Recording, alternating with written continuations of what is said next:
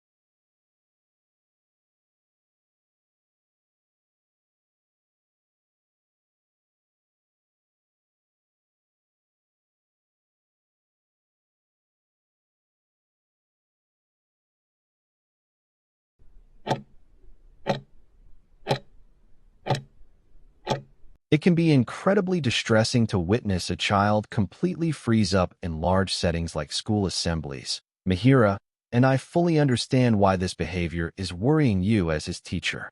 Please let me reassure you that Henson's reluctance to speak in front of a big crowd is actually a very common developmental phase, especially for children navigating speech delays, and it typically resolves naturally as his overall confidence grows. Rather than forcing participation in intimidating environments, we can gently build his self-assurance through simple, everyday language support techniques within the classroom. For instance, instead of asking open-ended questions that might overwhelm him, you can offer him limited choices so he feels empowered but not pressured. Additionally, practicing continuous narration during his play activities helps connect words to actions without demanding a direct response, while making an effort to read books together in a quiet, relaxed setting creates a safe space for communication. Over time, these small, consistent interactions will give him the security he needs to find his voice everywhere.